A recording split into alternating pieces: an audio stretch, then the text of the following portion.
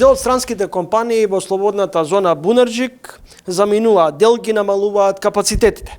Компанијата Аптив, која вработува околу 500 луѓе, заминува од земјава, а своето производство ќе го продолжи во Полска и Португалија. Клуч на врата става и Дура Automotive Systems, во која работат околу 500 луѓе. Джонсон Мети, како најголем увозник од Македонија, ги намалува бројот на вработените во својата компанија. Многу мал дел од барањата се прифатени. Ова е една од констатациите на одржаната пресконференција на Советот за странски инвестиции. Во наредните минути ќе разговарам со претседателот на Советот за странски инвестиции, Виктор Мизо, кој всушност е менаџер во германската компанија Костал. Господин Мизо, издвоив неколку поенти од пресконференцијата: намален обем на работа, потребна е зголемена комуникација со владата, нема координација со институциите, имаме намалување на нарачките.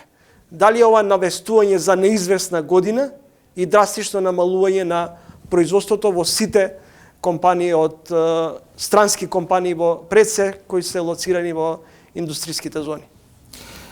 Прво, не би направил дистинкција помеѓу компаниите дали се во технолошко-индустријските развојни зони или надвор од нив. Ако се концентрираме за автомобилските компании, бидејќи имаме компании и кои не се корисници на ТИРС, она што можам да кажам е дека сите сме свесни дека автомобилската индустрија неколку години поред континуирано оди низ различни кризи. Без разлика дали е тоа проблемот со полупроводници и чипови, војната во Украина, целиот оној дел на синџирите за добавување, како влијаеше на истото, потоа она што се случи со короната, дополнително што се случи со Црвеното море и хутите и нападите на бродовите, па требаше да наоѓаме алтернативни начини како тие производи и репроматеријали од Азија да стигнат овде. Врвот на автомобилската индустрија во Европа беше достигнат пред короната некаде 2018-2019 година. На самата пресконференција истакнав еден интересен факт дека Volkswagen, како најголема европска компанија и втора глобална најголема компанија за производство на возила, во Европа произвела и пласирала пред короната 3,8 милиони возила. Минатата година, 2024, таа бројка е само малку над 2,8 милиони возила, што значи дека речиси 25% имаме помало производство и помала побарувачка за нивните производи. И реално гледано, продажбите во Европа се околу 25% помали од врвот кој беше постигнат пред короната.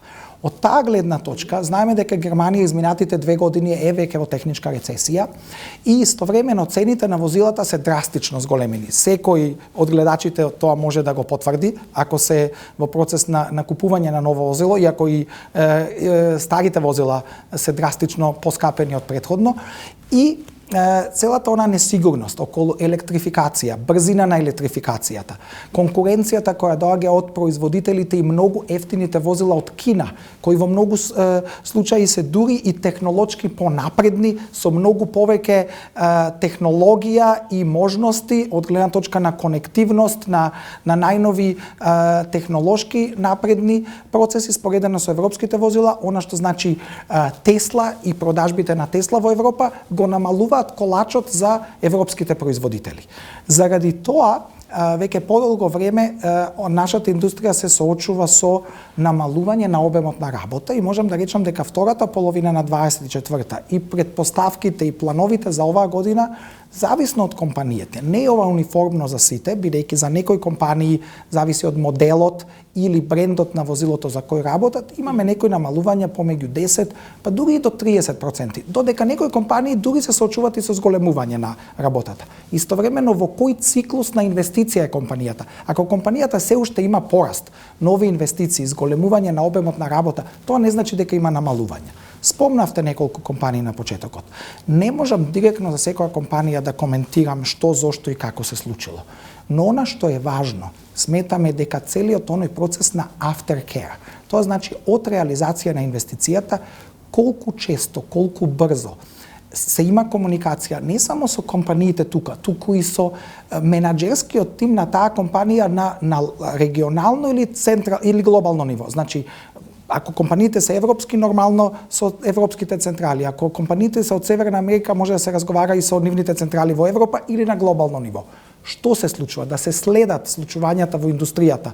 Преку сите оние списанија и индустријски можности каде што некој може да прочита и да се едуцира околу автомобилската индустрија, како ние како држава да бидеме попроактивни визави конкуренцијата. Едно да се привлече инвестиција, друго да се задржи истата или, како што рековте, брзо да се адресираат некои од проблемите со кои ние се соочуваме. И не сакам да речам дека точно на анкетата се кажа дека мал дел од тие работи се влезени во сила, но мораме да сме исто така конкретни и транспарентни дека како изборна година минатата година да дадеме можност да сето тоа или добар дел од тоа се исполни барем во првите 6 месеци оваа година. На неколку наврати владини челници споменуваат дека минатата година во Македонија се реализирани околу 1 милиарда странски инвестиции.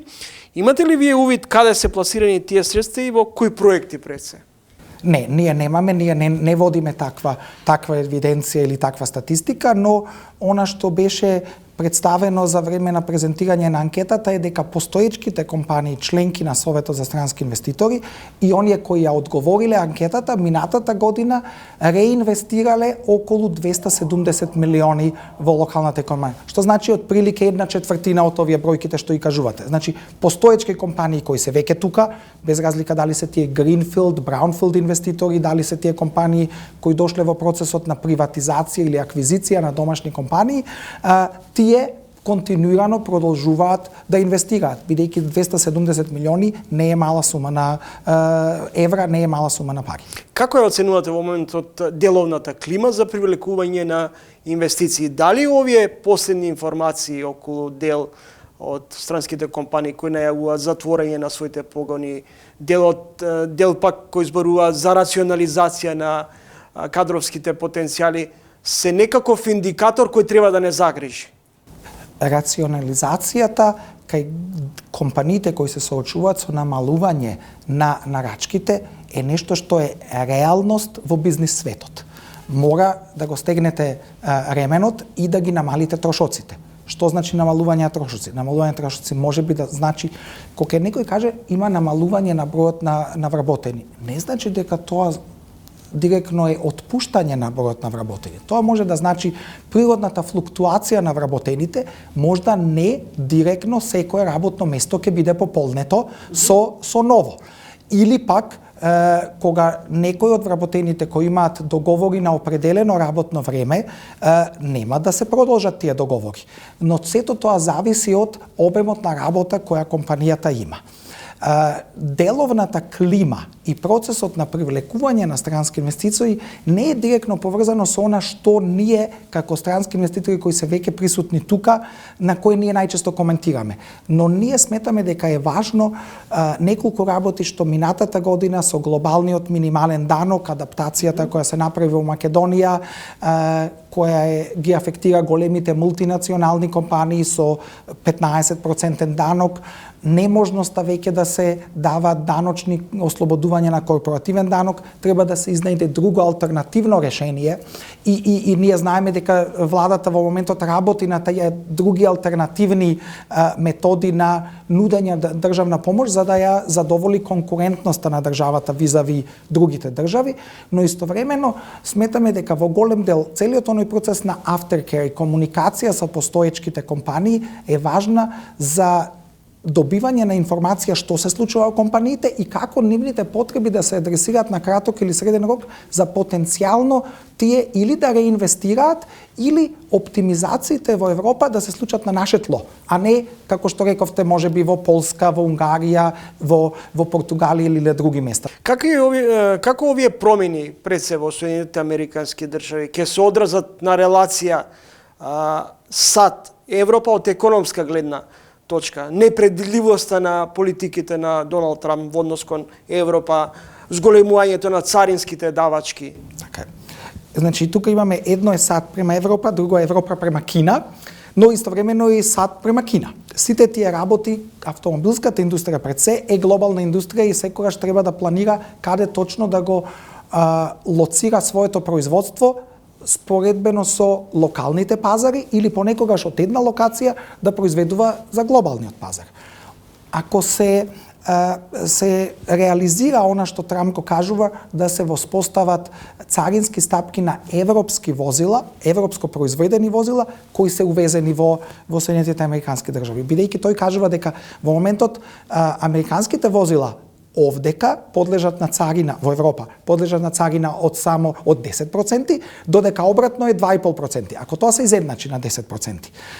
Од Германија над 850.000 возила годишно, пред се луксузни возила. Тука се Порше, Мерцедес, БМВ и слично, се произведуваат во Европа, се изведуваат во Соединетите американски држави. Ако на тие возила има 10% царина, потенцијално повеќе, мислам дека тоа директно може да влијае кон колку од тие возила ќе бидат продадени во иднина.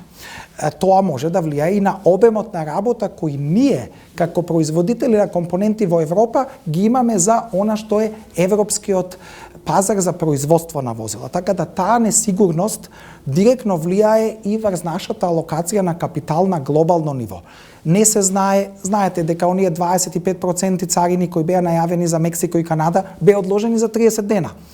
Не само јас како Костал, многу компании од автомобилскиот сектор за Северна Америка најчесто производството е во Мексико. Треба да знаете каде ќе го алоцирате капиталот. Дали тоа ќе значи ќе инвестирате во Мексико, ќе инвестирате во Европа, ќе инвестирате во Кина. Сите овие несигурности директно влијаат на нашите многу брзи и чести промени на план или адаптација на планови и стратегии, но истовремено треба да размислуваме дека европската економија расте со многу мала стапка на раст. Германија беше 2 години во рецесија, сега ќе има некоја анемична раст од помалку од 1% и сето тоа влијае на сентиментот на потрошувачката. Не само за возила, него општо. Господин Мизо, Германија како наш најголем трговски партнер е во своевидна некаква лимбо ситуација. Како оваа политика ќе се одрази врз македонската економија? Гледајте, ние многу зависиме од поборовачката. Поборовачката е онаа врз основа на која ние треба да ги адаптираме нашите активности, бројот на вработени, вредноста на инвестициите, работа на нови проекти. Затоа е многу важно секоја компанија која е присутна тука да може во рамките на својата групација, знаејќи дека или во соработка со владините институции, колку се подобри бизнис климата, колку се земат во обзир некои од нашите забелешки, хармонизација на царинските стапки, например, или изедначување на критериумите за давање на државна помош, тој е оправдан трошок според глобални сметководствени стандарди, слично, колку сме поконкурентни од другите локации во Европа или Северна Африка, тоа ќе значи дека повеќе ние можеме овдека да концентрираме производство, та дури и во анемична економија во Европската Унија, ние да покажеме раст на нашите активности што директно ќе влијаат кон додадената вредност во Македонија и побрз раст на македонската економија. Но јас би предложил уште 2 работи. Прво, диверсификација на видот на странски инвеститори кои се привлекуваат во Македонија, бидејќи имаме можеби преголема концентрација кон автомобилската индустрија која е многу циклична и која зависи од работи во кои ние немаме никаква контрола. Но дополнително и да се размислува не само за производствени сектори, туку за сервисни и услужни сектори, каде што интелектуалниот капитал, знаење, способност може да извезувате памет, а не само физички производ. За стабилна долгорочна инвестицијска политика важна е компонентата за правна сигурност. Ако перманентно се зборува за корупција, каков фабер праќаме кон потенцијалните инвеститори? Корупцијата, и тоа денеска исто така го представивме, е еден од важните фактори при носење на инвестициски одлуки. Знаете дека има многу параметри по кои се анализира перцепција за корупција, реална корупција и слично. Можам да кажам, барем од моето лично искуство или искуство од компаниите со кои сме во контакт, голем број од странските компании, кои се големи мултинационални компании, прво тие имаат внатрешни системи за усогласеност или така наречен compliance, каде што корупцијата по никаква основа не е дозволена или не треба да се практикува од било каков вид, не само кон државни институции, туку корупција за добивање на бизнис или слично. Така да стандардите по кои овие компании работат се и интерните процедури кои ги имаат за проверка дали се работи по тие процедури се многу стрикни. И истовремено јас досега барем лично не сум се соочил со коруптивни активности каде од страна на државата е нешто побарано кон компанијата за која јас работам или за некој од компаниите со кои сум во директен, што речи си секојдневен контакт. Дали таа корупција не е присутна во општеството, на сите ни е јасно, бидејќи сите зборуваат за корупција, дека тоа е така. Колку луѓе, од кои причини сето тоа се ставени на црни листи во Соединетите американски држави, како нашето судство постапува по тие случаи или како е општата перцепција на едно е право, друго е праведност и правичност и колку брзо сето тоа се процесира. Тоа мислам дека е неопходност на секоја држава која претендира да биде член од глобалното семејство каде што некој ја перцепира државата не само како инвестициска дестинација, туку како зрела држава и економија која работи по глобално прифатливи правила и стандарди. Дека ние преку ног ќе станеме Скандинавија, нема да станеме. Но не само ние. И други земји од Западна Европа или Северна Америка не се Скандинавија. Но треба да задоволиме некои просечни европски вредности, и мислам дека тоа треба да биде стремеж на државата. Не навлегувам дали ќе сме членка или кога ќе сме членка на Европската унија или не. Ова треба да направиме за нас. Не дека некој ја бара таа реформа од нас, туку ние како општество и како граѓани на оваа држава треба да се стремиме кон овие идеали и постулати. Но не сакам да кажам дека ова е идеалистичко гледање на работите, туку таа е реалноста. Како се обезбедува работна сила во ситуација кога се почесто се зборува за екзодус? Од гледна точка на ефтина работна сила, јас би кажал, целта на компаниите е best cost, најдобра цена, не low cost, ефтина цена.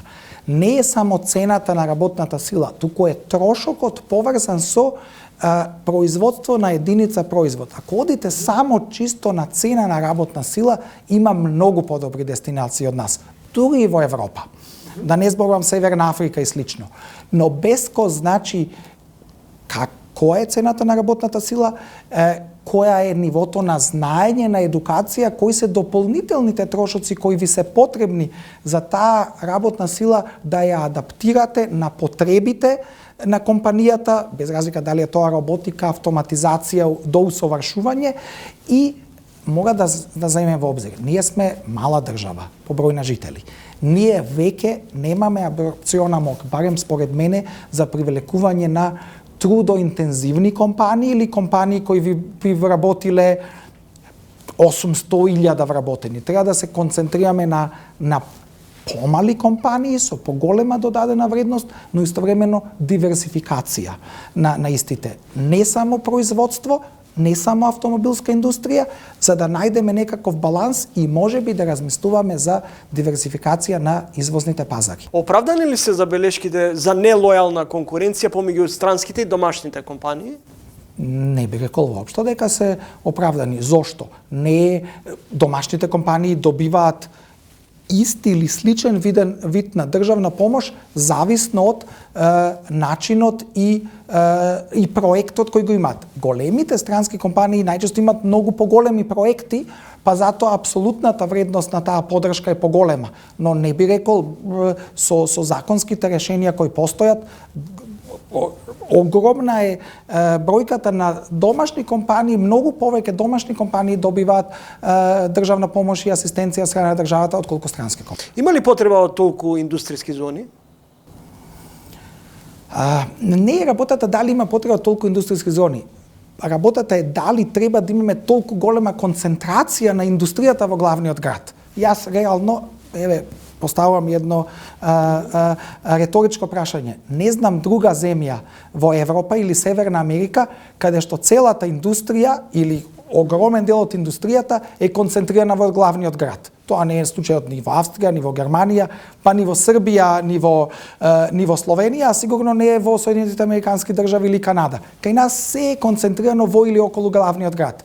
Индустријските зони или диверсификација на компаниите и нивната дисперзија низ различни локации на државата значи задржување на тие луѓе во внатрешноста, да не емигрира и сите да се концентрирани и да дојдат во главниот град, туку да има можности во сите делови, и во источна, и во западна, и во централна, и во североисточна Македонија, да граѓаните кои живеат во тие помали градови да имаат начин не само за екзистенција, туку да најдат соодветна работа, работејќи за мултинационални компании.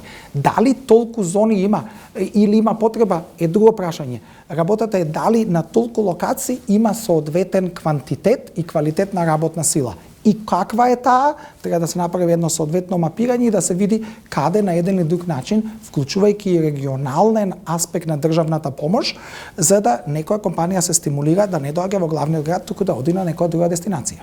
Како вие го доживувате ставот на владата дека не е толку загрижена во однос на најавите за напуштање и затворање на дел од странските компании во зоната, туку напротив повеќе се загрижени како ќе се обезбедат работници? Она што го слушнав, не можам да го коментирам тоа бидејќи не знам кои се потенцијално новите компании кои во следниот период или веќе донеле одлука или ќе ја представат својата нова инвестиција. Ако такви компании има и ако таа бројка е во апсолутна сума поголема од она што е загубено, апсолутно е позитивно тоа. Дали и каква работна сила ќе најдат во многу случаи и области не зависи само од компаниите, туку зависи од нас. Зависи од едукативниот систем, зависи од перцепцијата на луѓето дали сакат да работат во индустрија или не, или дали сакат да работат во државна администрација, понекогаш не одејќи на работа и не земајќи плата. Односно, или земајќи плата. Така да од таа гледна точка тие работи треба ние да ги промениме, да имаме помала државна администрација, да имаме поголема можност за тие луѓе да работат во приватниот сектор, но загуба за секоја компанија која е била тука долго време не е добра. Но сепак ако има алтернативни можности во бизнис светот, многу компании доаѓаат, си одат, раснат, умираат, банкротираат. Така да мора посебно да се гледа за секоја компанија кои се причините за тоа, но тоа не мислам дека е директен во моментов тренд кон кој влијаела државата, туку влијаеле повеќе бизнис околностите и како таа компанија одлучила каде да се консолидира. Но пак, можеби, ние како држава можеме да влијаеме на локација на идни консолидации, кои може да постојат и во иднина, бидејќи, како што кажав, пазарот е во комплексна состојба во моментот. Благодарам за разговорот. Ви благодарам и вас.